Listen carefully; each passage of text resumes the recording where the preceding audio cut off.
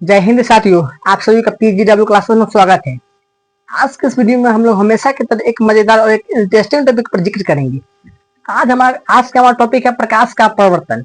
आज के हम लोग इस क्लास में जानेंगे कि प्रकाश क्या है, प्रकाश का परिवर्तन क्या है, प्रकाश का परिवर्तन का नियम क्या होता है, हम किसी वस्तु को कैसे देख पाते हैं, इससे संबंधित हम लोग जानकारियां प्राप्त करेंगे।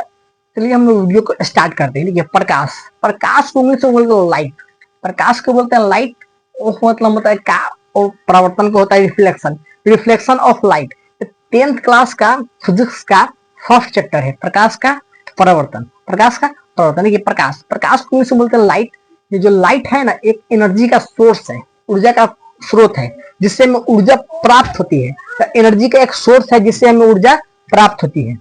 तो प्रकाश क्या है? तो प्रकाश एक प्रकार का ऊर्जा का स्रोत है। देखिए, प्रकाश को हम लोग पढ़ते हैं फिजिक्स में, तो ये हमारा हो जाएगा भौतिक कारक। यही पढ़ते केमिस्ट्री में तो रासायनिक कारक, बायोलॉजी में तो जैविक कारक। प्रकाश को बेसिकली पढ़ते हैं फिजिक्स में, इसलिए इसको बोलते हैं भौतिक कारक। तो प्रकाश एक प्रकार का हमारा भौतिक कारक है, जिसकी सहायता से हम किसी वस्तु को देख भी पाते हैं। जिसकी सहायता लेकर के हम किसी वस्तु को देख पाते हैं। मान लीजिए प्रकाश है, तो प्रकाश इस वस्तु पर पड़ रहा है। मान लीजिए हाथी है, तो मेरे हाथ पर पड़ रहा है, इससे टकरा कर हमारी आंखों पर पड़ रहा है, तो हम इस वस्तु को देख पा रहे हैं। तो प्रकाश एक प्रकार का ऊर्जा का स्रोत है। इसके अलावा इसके सहारे ही हम किसी वस्तु को देख पाते हैं। प्रकाश के सहारे ही हम किसी वस्तु को देख पाते हैं। प्रकाश एक प्रकार का ऊर्जा का स्रोत है। उसके बाद प्रकाश का परावर्तन रिफ्लेक्शन बोलते हैं। देखिए, परावर्तन क्या है? ये किसी वस्तु से टकरा कर लौट जाना परिवर्तन कहलाता है। मान लीजिए यही है कि हाथ गया, इससे टकरा कर ऐसे गया, ऐसे टकरा कर चला गया, तो कहेंगे कि इस हाथ का परिवर्तन हो गया। तो देखिए, इसका हाथ का परिवर्तन गया। किसी वस्तु से टकरा कर वापस हो जाना ही परिवर्तन कहलाता है। मान लीजिए हम गेंद है, गेंद बिकेंगे दीवार पर, गेंद जो है दीवार से टकरा कर वापस चलेगा, तो हम कहेंगे कि गेंद का परिवर्तन हो गया। क्या कहेंगे? गेंद का परिवर्तन। अब देखिए, अब जब ऐसे कहे तो दो वस्तु है, तो दोनों में से किसका परिवर्तन होना चाहिए? तो उसी का परिवर्तन ज्यादा होगा जिसका वजन ज्यादा होगा, जिसका वेट ज्यादा होगा ना, उसका रिफ्लेक्शन हो जाएगा। जिसका वेट ज्यादा होगा उसका रिफ्लेक्शन ज्यादा हो जाएगा। मान लीजिए कहीं बड़ा सा पत्थर रखा हुआ है, हम बिगेंगे छोटा सा गेंद, तो ऐसा बात नहीं है कि गेंदवा बिगेंगे तो पत्थरों को ढकेल देगा। ऐसा बात नहीं है। गेंद बिगेंगे तो गेंद टकरा के चलेगा, क्योंकि गेंद का वजन पत्थर के वजन से कम है। तो हल्की वस्तु का परिवर्तन होता है, हल्की वस्तु का परिवर्तन ही होता है। अब देखिए, मान लीजिए कोई मतलब थोड़ा कम केजी का अंतर है, अंतर थोड़ा कम केजी का है। एक का 10 किलो का है और एक है 8 किलो का। इसमें किसका परिवर्तन होगा? तो देखिए, जो जिसका ऐसे का है तो 8 किलो वाला होना चाहिए, लेकिन दोनों का जब चाल समान होगा तब 8 किलो वाला। लेकिन यदि 10 किलो वाला चल रहा है स्लो और 8 किलो वाला चल रहा है फास्ट, तो 8 किलो वाला उसको ढकेल सकता है। 8 किलो वाला उसको ढकेल सकता है। कह सकते हैं कि 10 किलो वाला का परिवर्तन हो गया। अब देखिए, अब यदि दोनों वस्तु बराबर हो, चाल भी बराबर हो, तो कहेंगे कि दोनों का परिवर्तन हो गया, दोनों का परिवर्तन हो गया। अब देखिए, प्रकाश का परिवर्तन, तो इस प्रकार वस्तु का परिवर्तन हो रहा है। वस्तु से टकरा कर वापस आ जाना परिवर्तन है, तो वस्तु का परिवर्तन हो गया। हालांकि जैसे गेंद को बिगे तो गेंद का परिवर्तन हो गया, उसी प्रकार प्रकाश का किसी चिकनी चमकदार दर्पण से टकरा कर वापस लौट जाना परिवर्तन कहलाता है। प्रकाश का किसी वस्तु से टकरा कर लौट जाना परिवर्तन।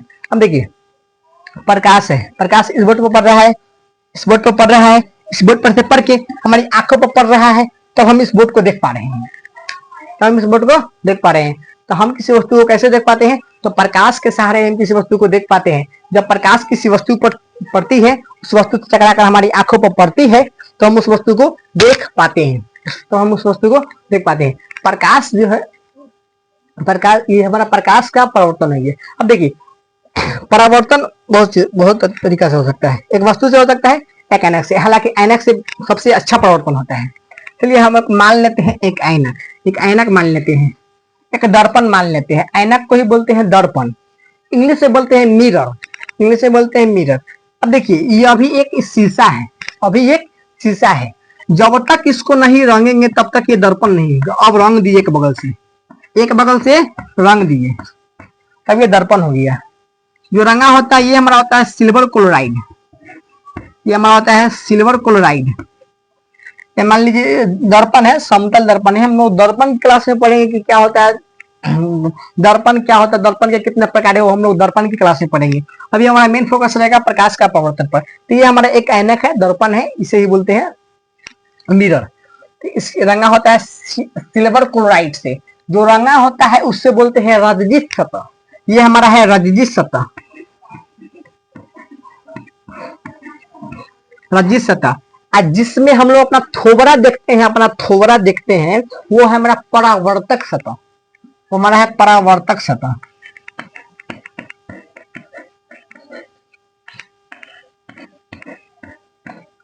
ये हमारा है रजजित सतह।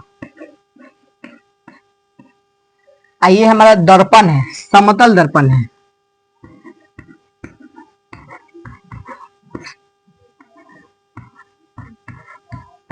हमारा समतल दर्पण है। हम देखिएगा क्या हो गया, जब प्रकाश किसी वस्तु पर पड़ता है तो हम उस वस्तु से टकराकर हमारी आंखों पर पड़ता है तो हम उस वस्तु को देख पाते हैं। ऐसे समझ सकते हैं। देखिए जब अंधेरा रहता है, मान लीजिए आप कभी अंधेरे में देखते होइएगा, आप ऐनक में अपना थोबड़ा देखते हैं, तो जब आप ऐनक पर बाढ़ते हैं तो आप ऐनक को देख पाते हैं, न कि अपना थोबड़ा देख पाते हैं। ऐनक पर बाढ़ते हैं तो आप ऐनक को देख पाते हैं। कहने का मतलब प्रकाश जिस वस्तु से टकराएगा, टकरा कर हमारी आंखों पर आके पड़ेगा, उसी वस्तु को हम देख पाएंगे। ऐनक पर बाढ़ रहे हैं तो ऐनक दिखाई देगा, ना कि अपना थोबड़ा दिखाई देगा। यदि अपना थोबड़ा पर बाढ़ेंगे, अपना चेहरा पर बाढ़ेंगे, फेस मतलब चेहरा पर बाढ़ेंगे, अपना चेहरा ऐनक में दिखाई देगा। हालांकि हम ऐनक पर नहीं भी बाढ़ेंगे, अपना चेहरा पर बाढ़ेंगे तो हमारा चेहरा दिखाई देगा। क्यों? क्योंकि प्रकाश जो है हमारे चेहरा पर पड़ रहा है, चेहरा पर से पड़ते तो ऐनक पर पड़ रहा है, तो उसके बाद हम अपने को देख पा रहे हैं। समझ में आ गया? अब देखिए प्रकाश का, अब प्रकाश का परावर्तन का नियम है, प्रकाश का परावर्तन का नियम। ये समतल दर्पण है, ये हमारा समतल दर्पण है, ठीक है, प्लेन मिरर है। देखिए कोई बिंदु स्रोत है, मान लेते हैं सनलाइट। सबसे बड़ा जो ऊर्जा का स्रोत है हमारा सनलाइट ही है, सूर्य प्रकाश, ये सबसे बड़ा हमारा ऊर्जा का स्रोत ब्रह्मांड में। अब देखिए ये है कोई ऐसे किरण आ रही है, जैसे कोई प्रकाश आ रही है, दर्पण पर पड़ रही है। तो जो प्रकाश दर्पण पर पड़ रही है उसे बोलते हैं आपतित किरण। जो प्रकाश दर्पण पर पड़ रही है उसे बोलते हैं आपतित किरण। ये हमारा हो गया आपतित किरण। दर्पण पर पड़ने वाली किरण को बोलते हैं आपतित किरण। दर्पण के जिस बिंदु पर पड़ती है उसे बोलते हैं आपतन बिंदु। ये हमारा हो जाएगा आपतन बिंदु। ये हमारा हो गया आपतन बिंदु। देखिए आपतन बिंदु से टकरा कर लौट जाने वाली किरण को बोलते हैं परावर्तित किरण। ये हमारा हो जाएगा परावर्तित किरण। ये ऐसे आ रही है, ये ऐसे जा रही है, ये हमारा है परावर्तित किरण।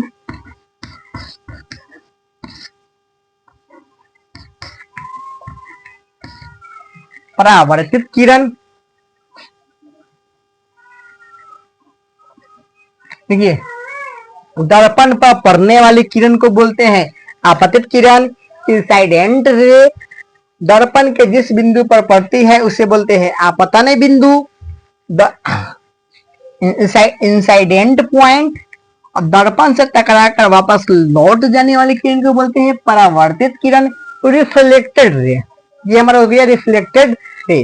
देखिए क्या बोले हैं, प्रकाश किसी वस्तु से टकराकर वापस लौट, देखिए प्रकाश, जब प्रकाश किसी चिकनी चमकदार परावर्तक सतह से टकराकर वापस लौट जाए ना, तब कहेंगे कि प्रकाश का परावर्तन।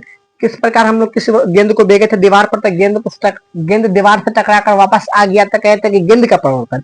उसी प्रकार प्रकाश किसी चिकनी चमकदार दर्पण से टकराकर वापस लौट रही है तो हम बोलेंगे प्रकाश का परावर्तन। यही हमारा है प्रकाश का परावर्तन। और यही नियम है। इसके दो नियम है, ये दोनों नियम को हम व्याख्या कर लेते हैं। देखिए आपतन बिंदु यहाँ है, दर्पण पर पड़ने वाली किरण को बोलते हैं आपतित किरण।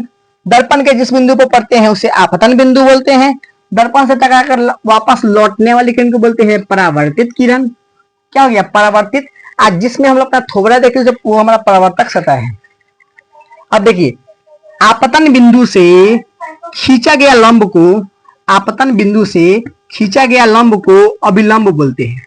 आपतन बिंदु से खींचा गया लंब को अभिलंब बोलते हैं, इसे नॉर्मल बोलते हैं इंग्लिश में। आपतन बिंदु से खींचा गया लंब को अभिलंब बोलते हैं। आपतन बिंदु से खींचा गया लंब को अभिलंब बोलते हैं, इंग्लिश में नॉर्मल बोलते हैं। अब देखिए, आपतित किरण और अभिलंब के बीच में एक कोण बन रहा है, इसे बोलते हैं आपतन कोण। आपतन कोण को पूरा नाम बोले तो बोलेंगे, इंग्लिश में बोलेंगे इंसाइडेंट एंगल। शॉर्टकट में उसका पहला लेटर बोल सकते हैं आई, इंसाइडेंट आई।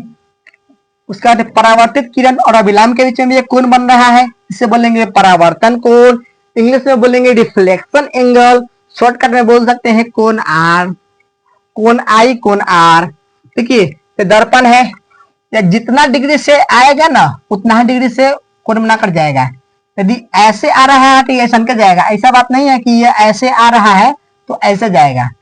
तो जितना डिग्री का कोण बनाकर आएगा उतना डिग्री का कोण बनाकर वापस भी लौट जाएगा।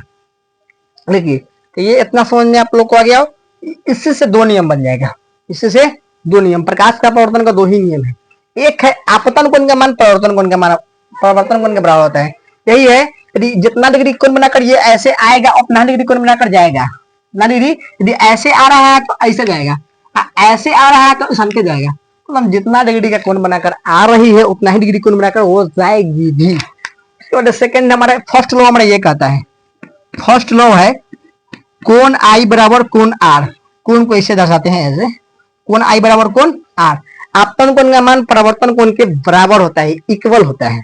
ठीक है, उसके बाद आपतित किरण, परावर्तित किरण तथा आपतन बिंदु से खींचा गया लंब तीनों एक ही तल में होते हैं। तीनों एक ही तल में कहने का मतलब ऊपर हो या नीचे हो, तीनों सिस्टमैटिक तरीके से ही होंगे। तो आपतित किरण, परावर्तित किरण तथा आपतन बिंदु से खींचा गया अभिलंब तीनों के तीनों एक ही तल में होते हैं। ये हो गया हमारा प्रकाश का परिवर्तन और उसके नियम। हम किसी वस्तु को कैसे देख पाते हैं हम लोग इसमें भी जान लिए। चलिए, आप लोग को हम नेक्स्ट वीडियो में बतलाएंगे कि प्रकाश का अपवर्तन क्या होता है। उस वीडियो में हम जानेंगे कि कोई सिक्का है पानी में रखा हुआ है सीधा, फिर भी टेढ़ा क्यों दिखाई देता है, ये हम लोग नेक्स्ट वीडियो में नेक्स्ट क्लास में जानेंगे। तो इतना ही के लिए धन्यवाद।